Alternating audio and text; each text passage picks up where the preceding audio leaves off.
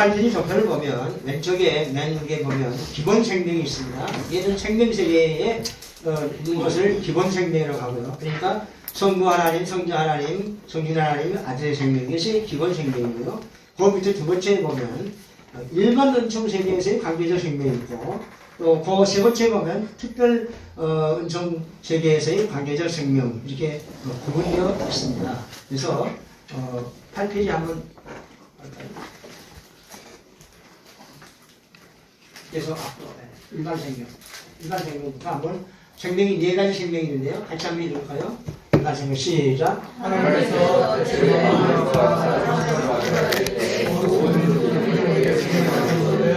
이 생명 하나님의 생명으로 성장하여 이 생명을 네, 다음에 법적 생명 시작. 공의 교회에서 사탄의 색성을 구원하기 위해 예수 그리스도가 십자가에서 죽으시고 영광을 받으시고 수고하여 법적으로 하나님의 일을 이루며 의인이 되게 하여 생명과 하나님의 주신 이 생명을 법적 생명이라고 말합니다. 중생한 생명 시작. 예수 그리스도의 법적을 본으로 하나님의 교회 사이에서 저와 사랑의 성령시켜 저와 성령 생명관계를 하는 것을 중생한 생명이라고 말합니다. 네, 마지막 진리 생명 시작.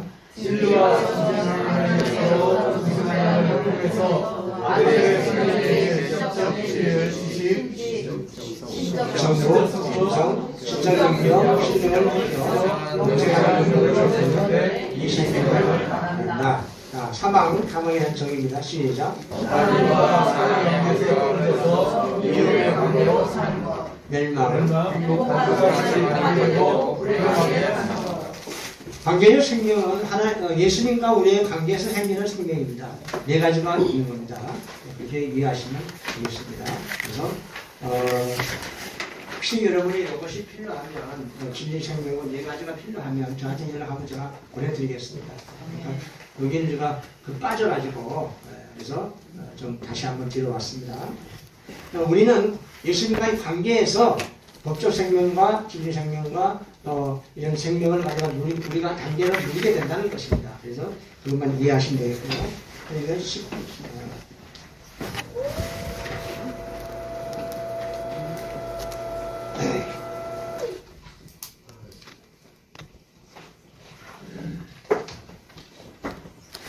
일반 생명, 4번에 일반 생명은 일반 중에 속한 것으로 하나님께서 모든 피조물을 창조한 창조주로서 모든 피조물을 일반적으로 살아가는 사랑의 관계를 의미하고 성경에서 이를 생명이라고 표현한다. 그다음에 7번에 보면 아담의 신앙의 생활을 잃었다는 것은 은총을 빼앗긴 것이다. 은총을 빼앗긴 것은 죄와 사망 아래서 저주받는 생활을 하게 되는 것이며 목숨은 사형 집행해야 할 날까지 기다리게 되는 것이다. 이런 상태를 우리는 사망이라고 한다. 그 다음에 이제 넘겨서 삼위 하나님과 아들의 생명 관계는 어떤 관계가 있느냐. 우리 한번 여기 뒤에 한번 읽어볼까요? 저 한번 보세요. 한번 읽어보세요. 18페이지.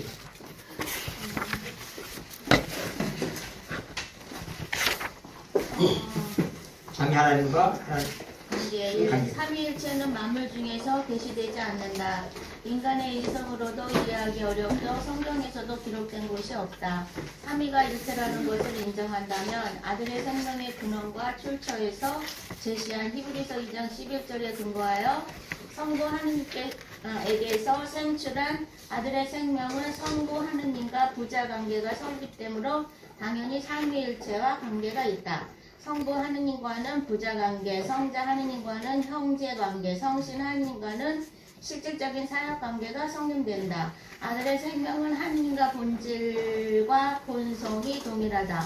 하느님께서 삼위의 인격을 가진 것은 삼위가 일하시기 위함이며 그 일은 아들의 생명에게 지혜, 지식과 능력과 영광을 입혀주는 것이다. 네, 34페이지로 한번 넘어가 보겠습니다.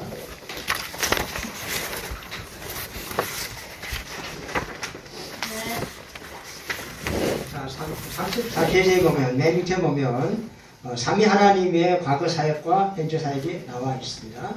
이것은 왜 하나님이 한 분 하나님이 사계로 나눠진다 하면 사역을 하면서 우리 아들의 생명에게 이렇게 능력을 입히기 위해서 나누었다 이렇게 볼 수가 있습니다. 그래서 성부 하나님은 과거 사역은 우리를 선택하고 인정했고 또 현재 사역은 우리를 섭리하고 통치하고 계시고요. 그 다음에 성자 하나님은 우리를 속죄하고 직위를 입혀줬고 그리고 현재 사역은 중보와 말씀 사역을 하고 있고 성진 하나님은 중생하고 양자로 우리를 삼으시고 또 현재 사역은 소화시키고 시민권을 입혀주는 그런 역할이 다르다는 겁니다. 한 하나님이 다 하는 것이 아니고요. 네, 그래서 그렇게 한번 전해봤습니다. 그러면 이제 그 다음 페이지 19페이지입니다. 생명세계와의 아들의 생명 관계는 어떻게 되느냐? 생명세계라는 것은 성부 하나님과 성자 하나님, 성신 하나님, 아들의 생명인 것을 생명세계라고 합니다. 그러면 생명세계는 성부 하나님의 세계의 핵심인데 성부에게서 성자가 발생하고 성신이 발출하고 아들의 생명이 생출하여 생명세계가 형성되어 아들의 생명은 생명세계의 이름이 되었습니다. 생명세계에는 하나님의 사랑이 충만한 세계이며 그 사랑은 변하지 않으며 사랑으로 존재하며 사랑이 존재한다. 아들의 생명은 성부 하나님께서 시와 같은 시적 형태로 생출되었으며 이 시적 요소의 의미는 생명세계의 확장을 의미한다. 그 다음에 한번 읽어보실래요? 예, 한번 읽어보세요. 그 하사를 해놓은 거 생명세계의 확장을 하는 거죠. 예. 생명세계의 확장을 위한 사역은 아들의 생명에게 지혜, 지식과 능력과 영광을 입히는 것이며 이 아들의 생명을 위한 사역, 그리스도의 직분, 선택, 예정들이 창세전 성부 하나님의 사역의 주축을 이룬다. 이것이 삼위 하나님의 사역의 목적이다. 이 능력을 입히기 위해서 창세기 1장 1절 태초에 천지를 창조하시리라 하고 이렇게 말하고 있습니다. 그러니까 창세기 1장 1절을 만드는 것은 아들의 생명을 길러가기 위해서 만들었다. 그렇게 표현을 합니다. 이걸 한번 생각을 해보겠고요. 아들의 생명을 길러간 장을 마련한 것이다. 이렇게 했습니다. 영의 세계와 물질 세계를 창조하시고 사람을 선택하여 관계적 생명으로 생명세계를 확장해 나가고 있습니다. 생명세계에 있는 아들의 생명들은 영의 세계에 존재하고 있는 사람의 영을 입은 상태로 아담의 인체를 입었으며 그의 후손들은 모두 다 잉태될 때 아담과 같이 아들의 생명들을 가지고 이스라엘에 태어난다. 하나님의 부르심을 받으면 영을 육체를 벗어버리고 나그네 있다가 부활하면 영을 벗고 거룩으로 이루어진 신의 성품인 아들의 생명이 하나님의 친자로 아버지 나라에 들어간다. 영의 세계와의 관계, 그 옆에 있는 분 한번 읽어봐 주실래요? 창세기 1장 1절에서 천지를 창조하십니다. 그래서 천지는 영의 세계와 물질 세계의 창조로 본다. 이 천지의 천은 창공, 공중, 하늘이라는 높은 곳인데 하늘은 땅의 하늘이나 신의 세계의 하늘은 아니고 영의 세계의 하늘이며 땅의 하늘은 공창이며 신의 세계의 하늘은 창조가 아니다. 네, 그 위에 보면 오른쪽 위에 보면 표시를 해놨죠. 땅의 하늘은 공창이고 영의 하늘은 하늘이고 신의 하늘은 창조가 아니다. 신에는 하늘이 없다는 거죠. 그 다음에 그 4번에 창세기 1장 1절은 하나님께서 하늘의 세계와 땅의 세계를 순서대로 창조한 것이며 영의 세계를 먼저 지으시고 물질 세계는 영의 세계를 먼저 지으신 후에 지으셨다. 영의 세계는 책자의 영과 천사와 마귀와 불책자의 영으로 구성되어 있고 영의 세계에 존재하는 책자의 영과 아들의 생명의 관계는 아들의 생명이 의주격으로 존재하므로 밀접한 관계가 되어 있다. 그리고 택자의 영은 아들의 생명이 존재하고 있는 영이다. 그러나 불책자의 영은 아들의 생명이 존재하지 않는다. 그 밑에 영의 세계를 두 가지로 나누어서 구분했습니다. 택자의 영체가 있는 거하고 불책자의 영체가 있는 것입니다. 그래서 그거를 구분했고요. 우리가 성령을 이렇게 우리가 그냥 다 하잖아요. 성령이라고 말하잖아요. 저는 그의 의미를 전혀 이해합니다. 성령이라고 하면 하나님은 피조물이라고 이렇게 객관식하는 그런 영향이 있는 겁니다. 왜냐하면 영문은 다 피조물이기 때문에 공감하시는 분이 없는 것 같기도 한데 옛날에는 다 성신이라고 했어요. 신이에요. 하나님은 신이기 때문에 정신이라고 하는 게 맞는 거예요. 제가 어릴 때에 나 성신이 없었는데 그렇게 하고 성신을 했는데 1900년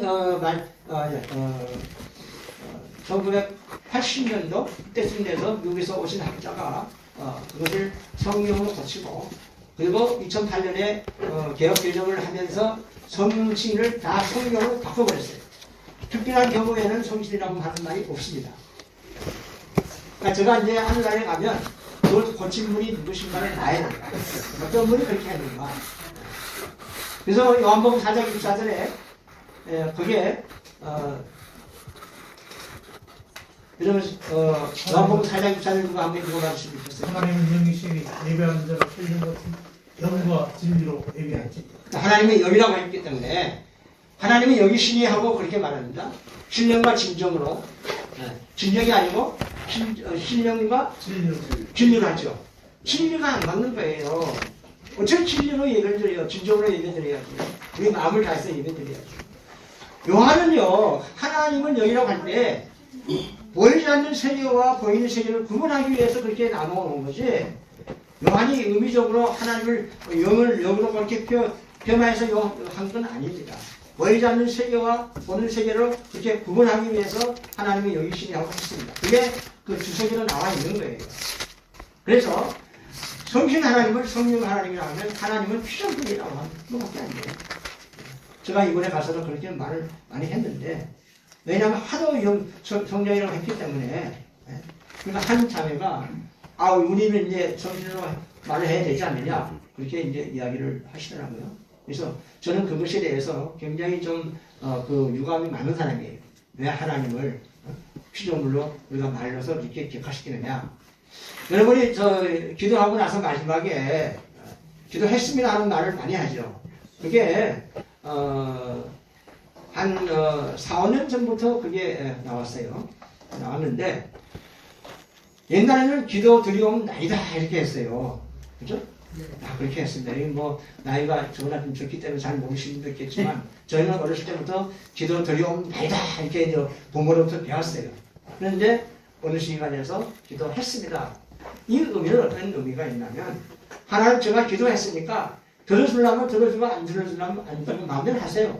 이런 의미가 포함이 됐다는 거예요. 그렇게 그런 말을 왜 씁니까? 드립니다 하면 되는데 그냥 했다는 거예요 내가. 그리고 하나님 당신께서라는 그런 말을 기도 시간에 하는 사람이 많아요. 교회의 목사님이 하나님 당신께서 이렇게 많이 합니다. 그러면 당신의 말은 높이는 말은 맞아요. 근데 하나님에게는 극존칭을 써야 되는데 예를 들어서 남사현 목사님 아들이 아버지 용돈 준 거 가지고 당신께서 용돈 준 거 가지고 선물을 사왔어요. 이렇게 하고 드리면 그는 아버지가 기분이 별로 좋지 않아요. 아닌가요? 아버지 당신께서 나에게 용돈 준 거 가지고 내 선물을 사왔습니다. 받으세요 하면 그건 안 맞는 거예요. 아버님께서 용돈 주신 걸 가지고 선물을 사왔습니다. 이래야 맞는 거라고 생각합니다. 그러니까 우리가 저는 조지신앙을 전공했기 때문에 요거에 대해 굉장히 예민합니다. 요거를 바로 못 쓰면 그럼 하나님 앞에 불경죄죄 일어나는 거예요. 불경죄죄 일어나는 거예요. 아마 여기 있는 분 중에서 자기 아들을 제일 사랑하시는 분이 한 분이 계시는데 다는 모르니까 모르겠지만 한 분이 계세요. 그분은 아들을 정말 사랑하는 분이에요. 혹시 누군지 이거 아시나요? 중근호 목사님. 제일 최고의 벌칙을 쓰시고 핸드폰에도 밑에 있는 분인데 권현석 목사님이시죠. 네. 정말 아내를 사랑. 아내를 사랑하지 않는 남편은 불행한 사람이에요. 왜 하나님이 아내를 주셨을까요? 여러분 보고나온 작품 옆으로 나옵니다. 여기서 6장에 보면요. 그 5장인가 거기 보면 남편의 역할과 아내의 역할이 나옵니다. 아내는 남편을 뭐하라고 그랬어요? 지금 성경은 말하지 말고 누가 그랬어요? 배우라고? 네. 아버지를 남편을 교회하라고 그랬어요. 그거는 지금 종교를 바꿔놨어요. 그 바람에 이혼이 더 많은 거예요. 교회란 말은 하나님에게 쓰는 것인데 왜 남편에게 교회하라고 했을까? 그만큼 남편에게 교회하지 않으면 보이지 않는 하나님을 교회할 수가 없기 때문입니다. 논리가 맞지 않나요? 제가 막 엉터리 주장하는 것 같아요.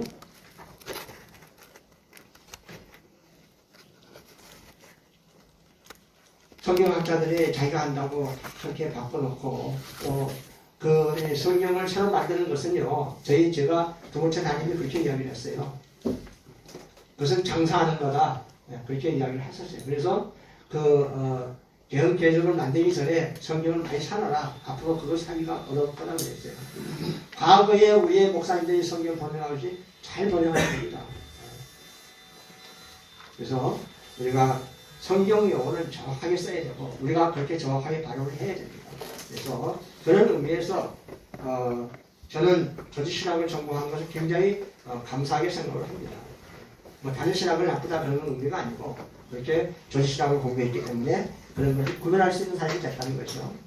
자, 일반 사람과의 관계 21쪽입니다. 반복사는 하고 있겠습니다. 모든 사람은 창세기 26절에 의하면 하나님의 형상과 모양으로 지음을 받았다. 여기서 하나님의 형상은 하나님의 본질인 신성 거룩을 의미하고 모양은 본성인 속성 사랑으로 만들어진 heb자의 영이다. 창세기 2장 7절에서는 영이 주격이 되는 사람을 흙으로 지으실 때 흙 속에 영이 존재하였으나 활동할 수는 없었는데 생기를 받은 후 산영이 되어 영적 생활을 하게 되었다. 이것을 본문에서는 생명이라고 표현하였다. 산영이 된 사람은 일반 요청 아래에서 성신의 도움으로 하나님과 주종관계로 영적 생활을 할 수 있었다. 흙 속에 존재한 영은 생긴 성신의 역사를 받기 전에는 활동할 수 없는 존재로 지음을 받았다. 그 영 속에 주격으로 아들의 생명이 존재하는 자와 존재하지 않는 자로 구별되는데 이것이 일반 사람들과의 관계이다. 성부 하나님께서는 생명세계에는 아들의 생명들을 이미 창세전에 생명록에 그 이름을 기록하였다. 근거 성경은 빌립보서 4장 3절과 계시록 20장 15절이다. 생명록에 기록된 아들의 생명들에게 영광을 입히기 위한 방법으로 예수 그리스도 안에서 사람을 선택하였으며 그 목적을 이루기 위하여 그 사람의 구원 계획을 예정하였다. 그러면 쟁점받지 못한 사람의 조상은 어떻게 누가 있는가? 불책자의 조상은 아담이 에덴 동산을 범죄한 후에 출생한 자녀들을 우리가 불책자라고 그렇게 말합니다.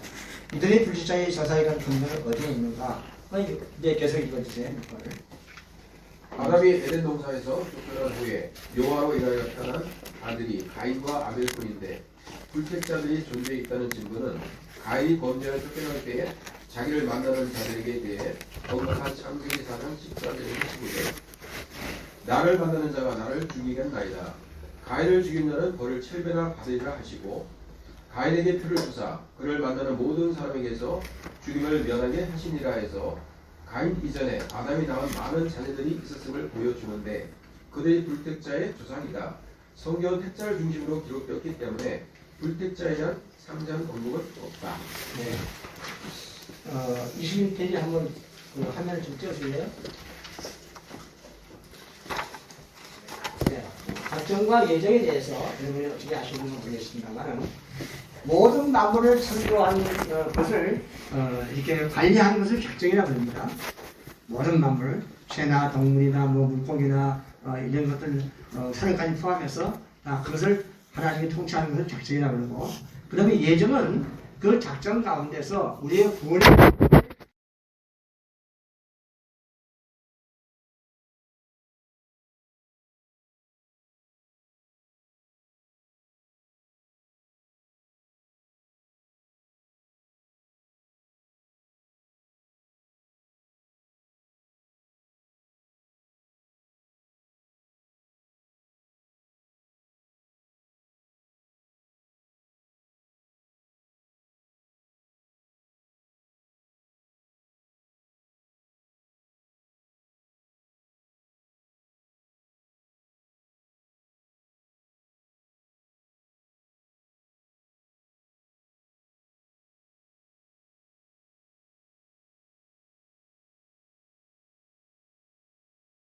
을 들었으나 자신이 바로 알 수 없으나 신앙생활을 하면서 시간이 지나면 알게 된다. 그래서 1장 4절에 따르면 택자는 택자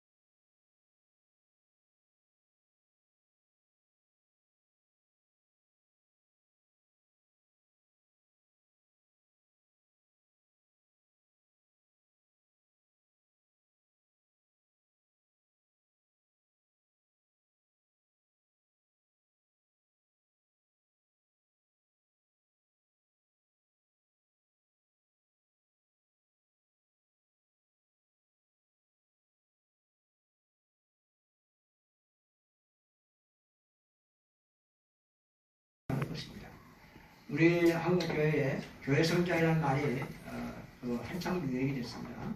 그 교회 성장을 위해서 많은 목사님들이 교회를 크게 짓기 시작했습니다. 지금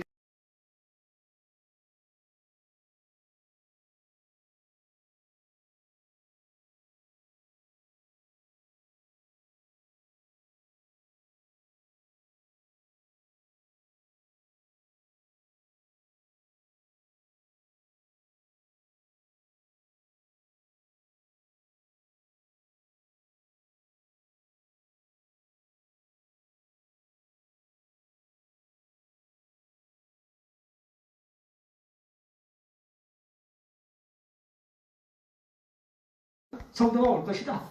그러면 내게 목에 좀 힘이 들어갈 수 있을 것이다. 결국은 자기를 높이기 위해서 그렇게 한 거예요. 그러면 그렇게 해서 빚을 내서 줬는데 교회가 유지가 안 돼서 그것을 경매에 내놔서 그게 일하게 팔렸다면 그 교회 성도들은 어떻게 되는 겁니까? 한번 깊이 생각해 보면요.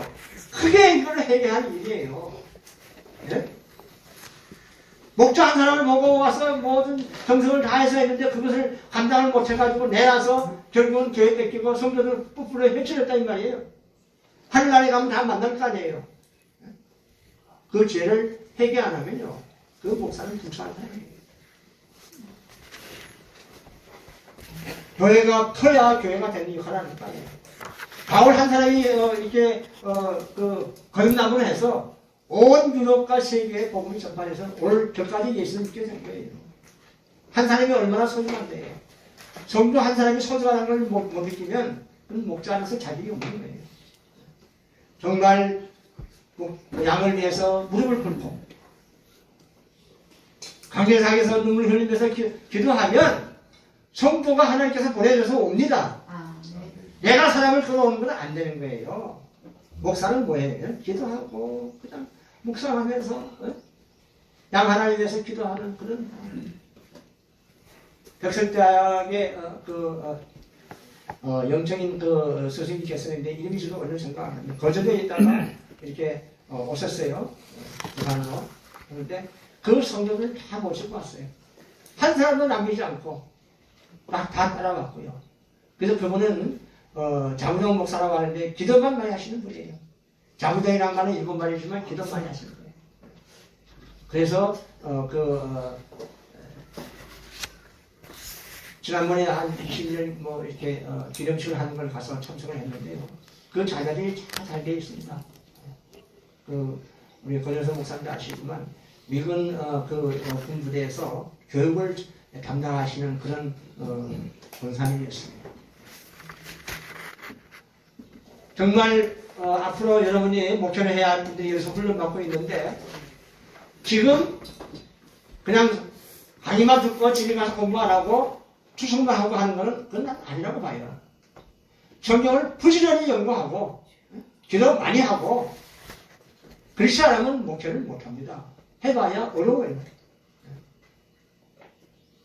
그래서 제 말이 너무 과한지는 모르지만 저도 목양은 맞지는 않았지만 조금 하면서 제 스승들이 세 분 스승들이 그 목양하는 모습을 저는 생생히 보고 자란 사람이 돼서 월요일 날이면 다 산에 가요. 산에 가서 댐프에 가서 기도하고요.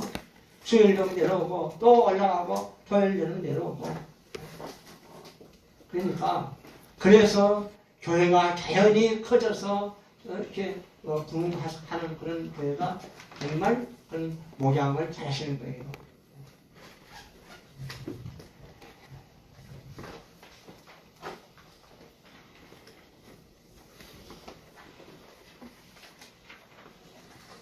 제가 2월 20일 날, 3월 4일 날 비행기표를 샀다가 저를 집을 이제 넘겨주기로 한 그 집이 아래층은 교회였고 2층은 이제 주택이었습니다. 그래서 저는 거기다가 집을 맡기고 아주 편안하게 왔어요. 이제 내가 가면 교회 사역을 내가 시작하겠다고 하는데 10월 달에 집을 비켜달라고 하는 거예요. 한국에 나와 있는데 집을 어떻게 비켜줍니까 내가. 자기가 그 목사님인데 그거를 허락해서 그렇게 집을 갖다 놨는데 비켜라 그러면 내가 어떻게 비켜요. 여러 번 그게 메일이 오더라고요. 그래서 제가 그랬어요. 목사님, 우리가 만난 것은 관계를 통해서 만났는데 그리고 목사님께서 이것을 허락해서 했는데 그걸 갖다가 오늘까지 안 하면 입이 처분하겠다? 그런 말이 어디 있습니까? 그래서 메일로 아예 안 했어요. 그랬는데 그렇게 해서 해가 지났어요. 그래서 또 한 번 비교하는 말이 있어서 아무 말 안 하고 있었는데 6월 중순에 제가 보기에는 혼자서 생각할 때 이거는 안 지켜주면 안 되겠구나. 어려우니까 그러겠지. 그래서 비행기를 앞당겨가지고 돈을 10만 원 더 주고 가서 6월 20일 날 가서 6월 21일 날 옮겼습니다. 옮겼는데 갈 필요가 있어야죠. 제가 6월 21일 날 20일 날이죠. 20일 날 트렁크 2개를 쥐고 뒤에 백팩을 메고 제가 전에 살던데 거기에서 호텔을 10군데 넘어갔는데 저를 안 뉘어주더라고요. 어이없다고. 얼굴은 땀이 흘리고 막 가방 2개 들고 얼마나 힘들겠어요. 한 3시간을 그렇게 헤맸는데 그래서 내 그 통역하시는 분에게 전화했더니 오늘 화요일이니까 교회 가면 문이 열려 있으니까 교회를 가세요. 그래서 교회를 갔습니다. 그랬더니 한 30분이 식사를 하고 있고 나는 거기다가 가방을 넣고 지쳐가지고 그냥 자고 있으니까 거기 교회 담임 목사 사모님께서 2층에 올라와 죽으시라고 해요. 그때까지 아무것도 못 먹었죠. 난 여기서 오늘 좀 기도하겠습니다. 밤을 새고 주문 기도하고 제목에 10시까지 가기로 했으니까 9시에 나갔습니다. 그래 갔더니 그 통역하시는 분이 차를 가져와서 이제 짐을 다 실었어요. 갈 데가 없는 거예요. 그래서 그분이 어디에 전화를 하더라고요. 그 친구 목사에 전화해가지고 현재 있는 집에 교회 건물 3층에 제가 들어가게 됐어요. 하나님이 제가 하룻밤 기도하고 금식하고 했더니 제 통역하시는 목사님을 통해서 집을 얻게 된 거예요. 너무나 좋은 데 가는 거예요. 안에 냉장고, 샤워시설, 화장실, 제가 필요한 거, 옷장 같은 것도 있고요. 얼마나 좋은지 모르겠어요. 그래서 제가 집이 있다는 게 얼마나 중요한지 그걸 알았습니다. 예. 집이 있다는 게. 하나님이 그쪽으로 인도하려고 거기가요 코리아타운 그 외곽인데 아주 별로 깨끗하지 않은 동네예요. 저녁에 되면 우리 집 앞에서 그 사람을 이렇게 남자를 그렇게 하는 사람들로 모여 있어요. 제가 나오기 한 10월 전부터. 그래서 이걸 뭐 정말 걱정하기도 하지만 그게 뭐 안 나가면 되니까 그 사람들 그렇게 해서 사는 사람들이니까 그 정도로 어려운 동네예요. 그래서 그러나 거기서 제가 새벽기도 할 수 있다는 거, 설교할 수 있다는 거, 그게 얼마나 좋은지 모르겠더라고요. 그래서 하루도 새벽기도 빠진 적이 없습니다. 저녁에 11시 자든 12시 자든 새벽에 3시나 일어나서 샤워하고 새벽기를 가서 문 다 열어놓고 그리고 이제 목사님 설교하시는 걸 기다리고 이렇게 생활을 했습니다. 그리고 나올 때에 또 어떤 분이 거기서는 공항 가기가 어려운 거예요. 차 타기가 어려운 거예요. 그래가지고 한 분이 전도사님이신데 간사이 공항 근처에서 한 10분이 갈 수 있는 곳에서 저를 와서 설교하고 화요일날 설교하고 주일날 가세요 그래요. 근데 거기는 어떤 곳이냐면 한국에서는 선교사님들하고 예배 드리는 곳인데요. 아주 뜨거운 곳이더라고요. 100년 된 집에서 가서 제가 잤습니다. 그 땅이 200평 되는데 거기에 교회가 있더라고요. 근데 그 도시는 와이파이가 안 되는 도시예요. 제가 10시 한 반에 갔는데 나를 맞이할 분이 안 나오는 거예요. 1시간 반을 기다렸어요. 이거 어떻게 해야 되나? 공항에 가서 제가 전화해서 내가 다시 여기 오느냐 아니면 그냥 공항 가서 있다가 여기서 자고 그 다음날 아침에 오느냐.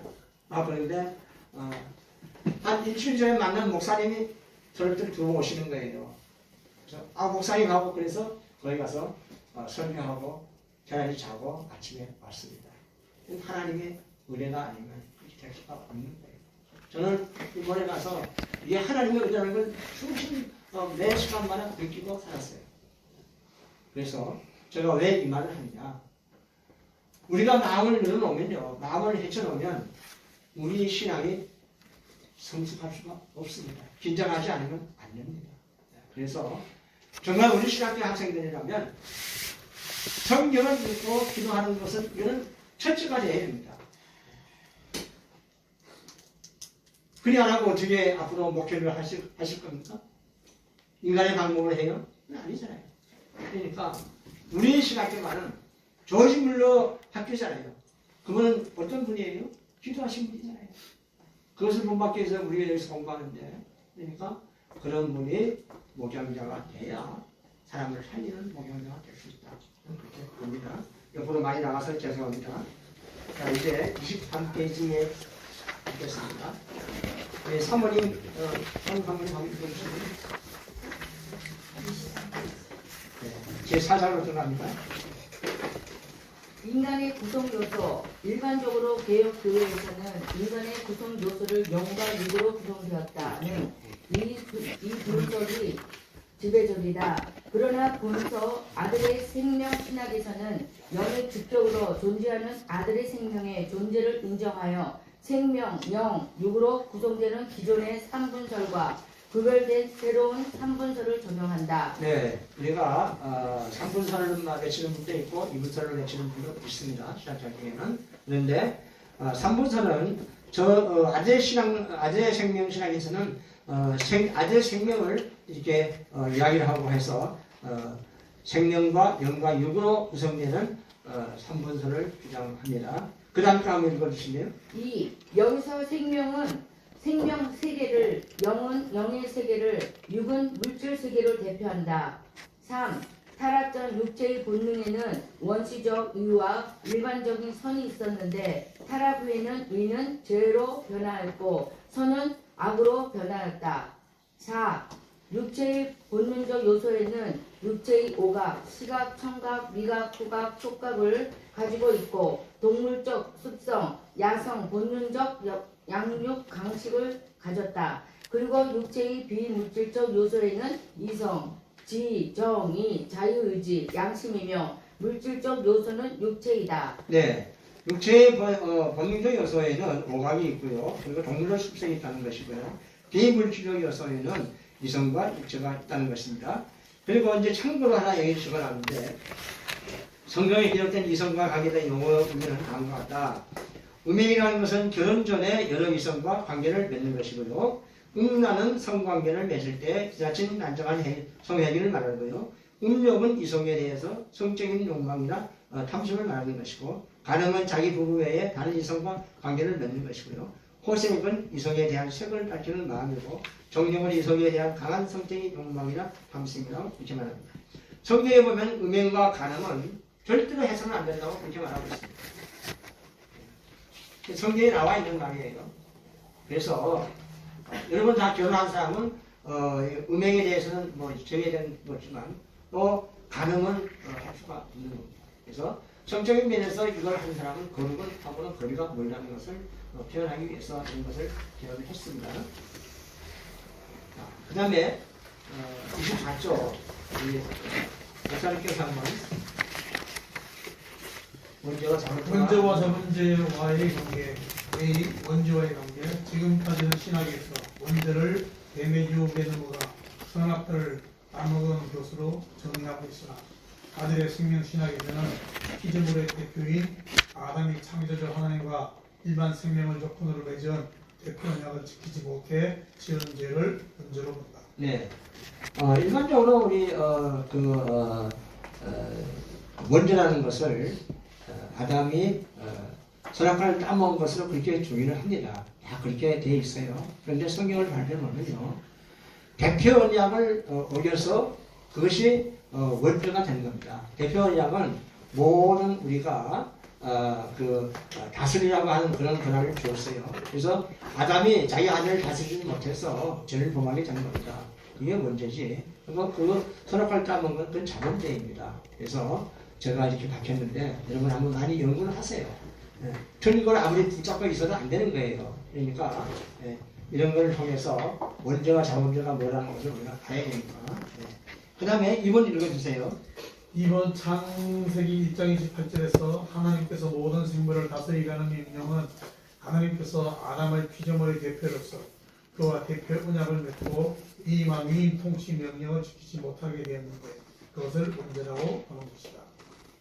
3. 대표 언약을 지키지 못한 원죄 원인은 하나님의 명령을 지키지 못함으로 생명의 기능을 발휘하지 못하였기. 자, 여기서 우리 38페이지 한번 가볼까요?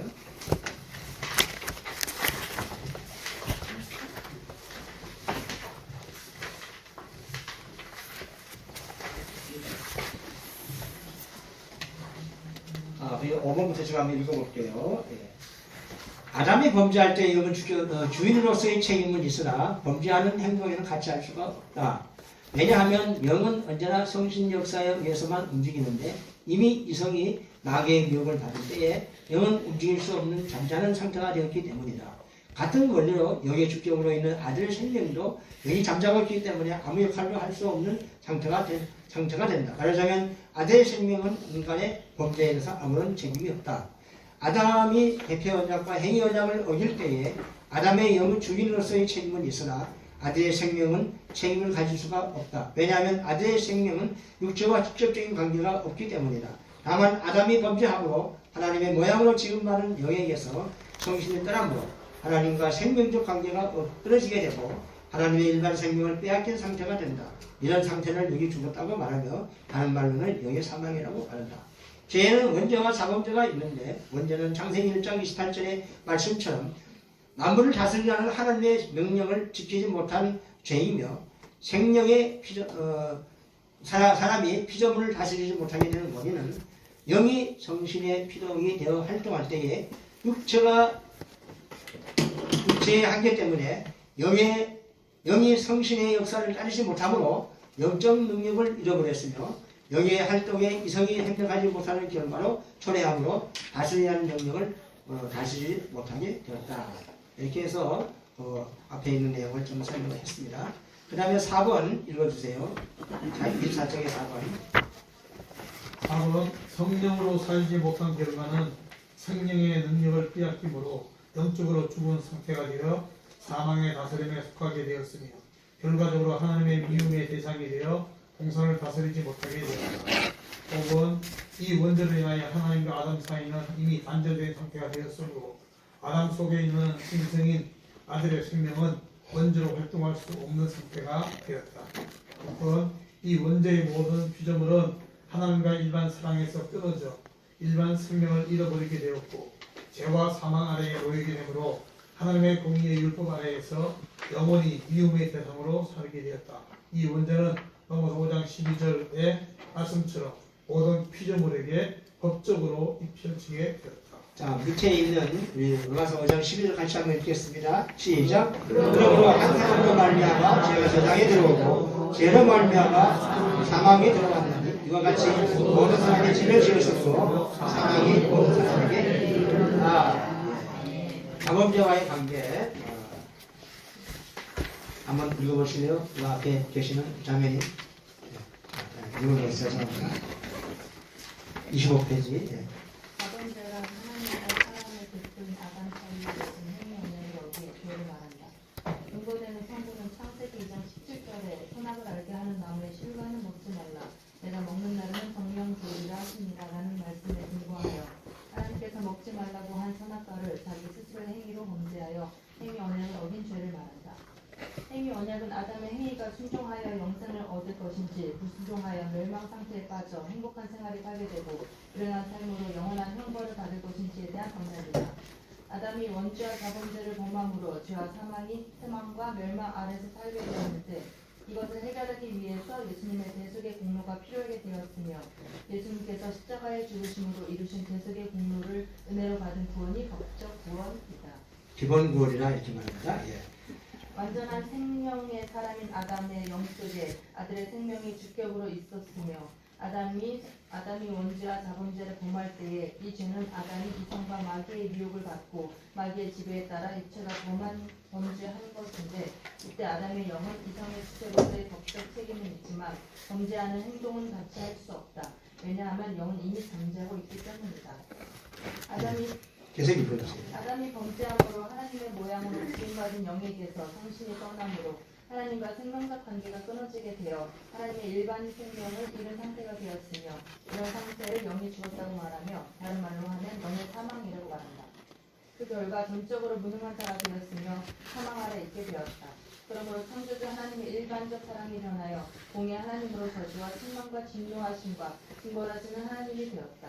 이로 인하여 하나님을 사랑하고 의지하고 살던 아담이 이제는 하나님을 두려워하고 가까이 하기를 피하는 숨는 자가 되었는데 이것은 아담이 원죄와 자범죄를 범함으로 아담의 영이 하나님과 단절된 상태에서 오는 행동이다. 네, 죄를 지으면 하나님과 관계가 끊어진다는 사실을 우리가 다시 한번 명심하고 있습니다.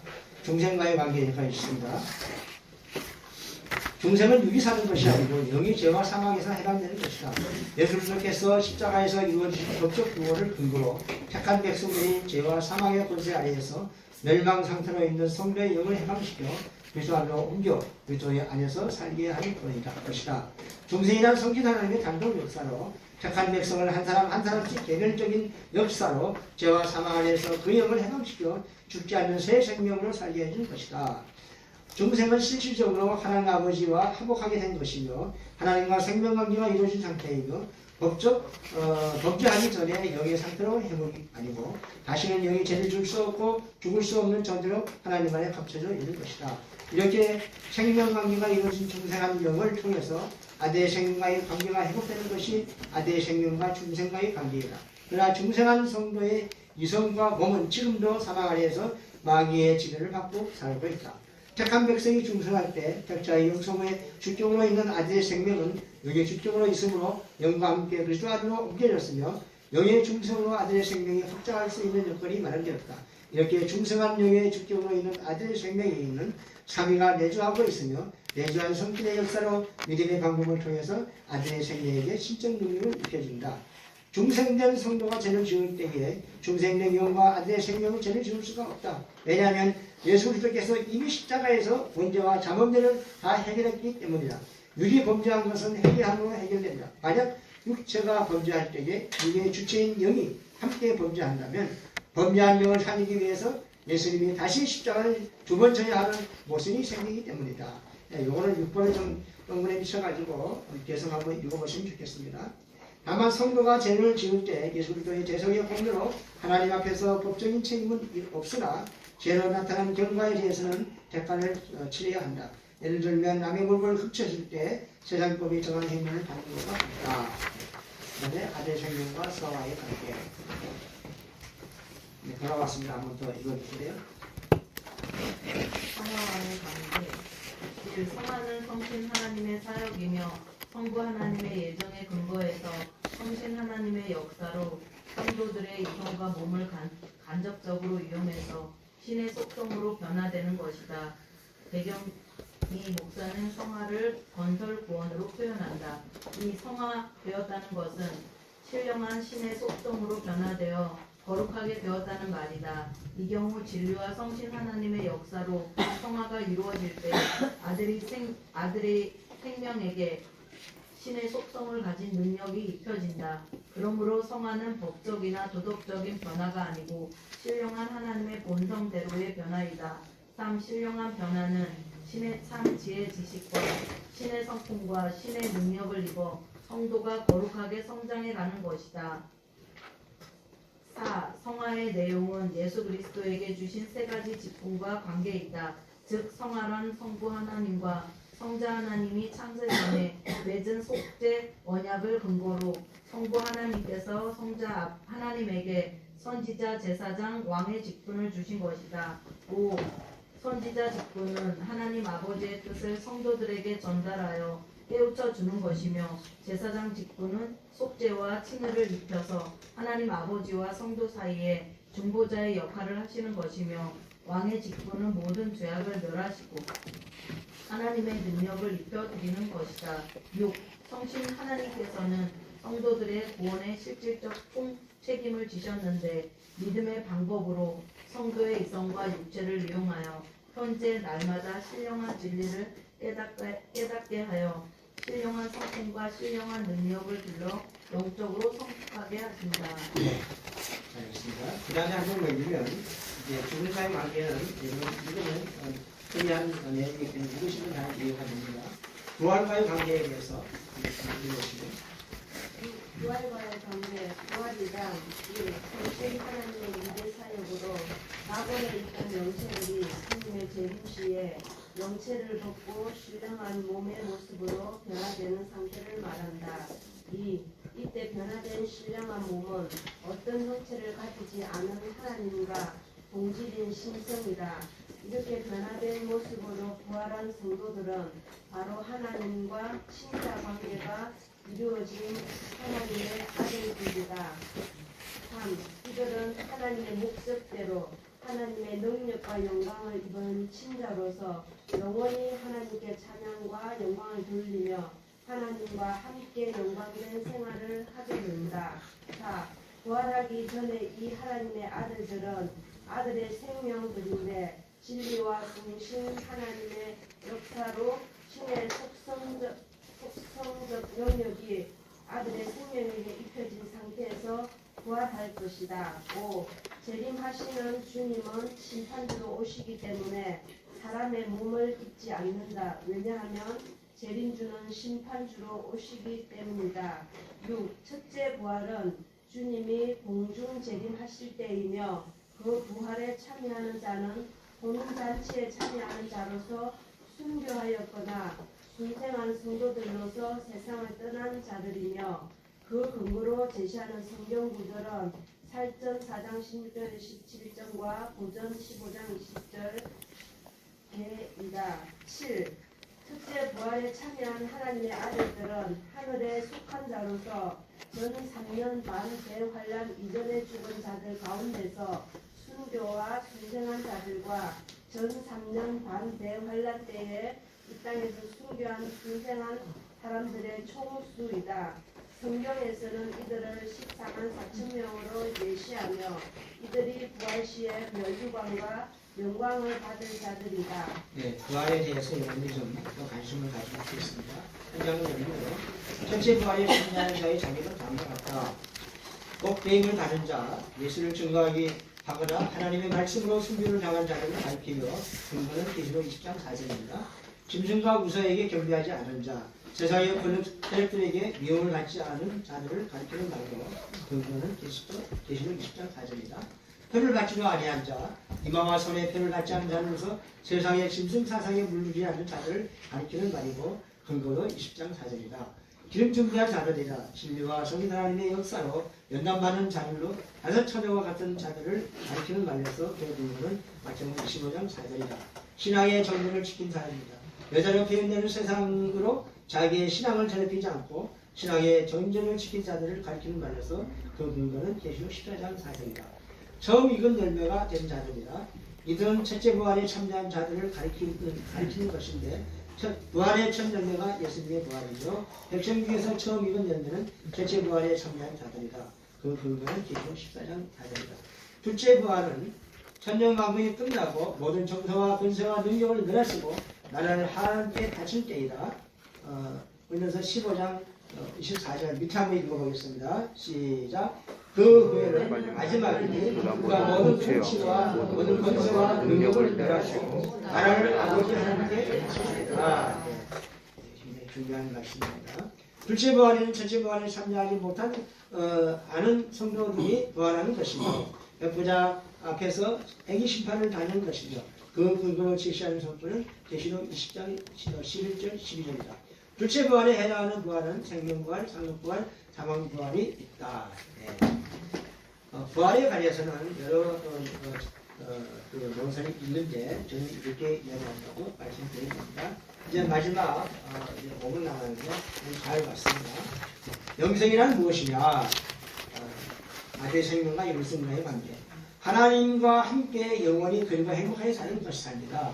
영생은 요한복음 3장 16절과 같이 중생을 많은 자만이 가지게 되는데 좀 더 구체적으로 말하면 중생된 자의 영의 주격을 존재하는 아들의 생명에만 해당된다. 그러므로 영생의 의미는 1번 영원히 산다는 것이고 밑에 들어가서 하나님과 행복하게 산다는 의미입니다. 영원히 산다는 의미는 사람의 영의 주격으로 존재하는 아들의 생명에만 해당되고 왜냐하면 하나님에게서 생출된 하나님의 신성을 가진 씨이기 때문에 죽을 수 없는 존재입니다. 중생된 영은 하나님과 생명관계가 이루어졌기 때문에 죽음을 경험하지 않으며 부활할 때 영체를 거스므로 영생하지 못한다. 육체는 영생을 논할 대상이 아니다. 왜냐하면 아담의 타락으로 사람의 육체는 사망 안에서 시한부 목숨이 되었으며 언젠가는 성부 하나님의 부르심을 받으면 이 세상을 떠나야 하는 존재이기 때문이다.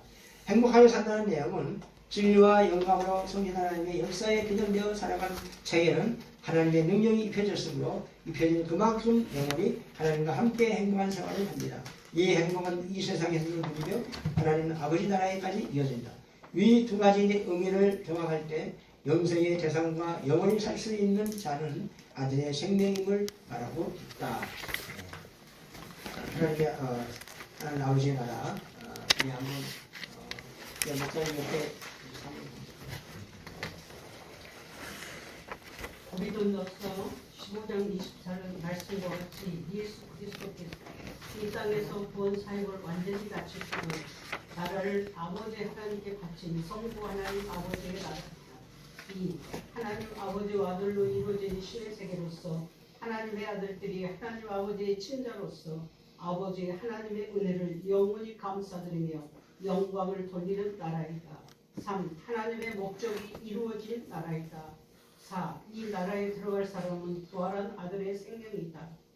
5. 이 나라에서 아들의 주인은 하나님의 친자로서 아버지 하나님께서 입혀주신 영광을 입고 하나님께 영광을 돌리면서 영원 무궁토록 아버지 하나님과 함께 영광 중에 살면서 영생을 누리게 될 그런 주의를 가진다. 6. 이 나라는 시작의 관점에서는 창세전 세계, 영원전 세계, 영원전 자존 세계, 원 역사 세계, 그리고 성부 하나님의 세계 또는 줄여서 성부 세계라고 하며 완성의 관점에서는 완성된 신의 나라 또는 아버지 하나님의 나라 죽여서 아버지 나라라고 호칭한다.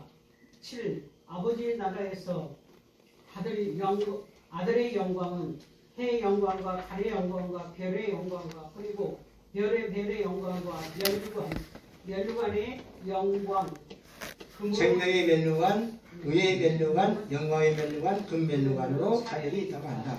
8. 예수 그리스도 안에서는 하나님 아버지와 자녀인 성도들이 양자 관계로 살았지만 아버지 나라에서는 친자로 영원히 사는 나라입니다. 아멘. 1분 전에 까지 마쳤습니다. 여러분 열심히 해주셔서 너무 감사하고 전 이해가 안 되더라도 계속해서 보시면서 그리고 큰 책을 읽으시면 이해가 될 것입니다. 그래서 질문을 못하게 하는데 하나님 은혜로 시간 안에 끝나게 돼서 대단히 감사합니다. 고맙습니다.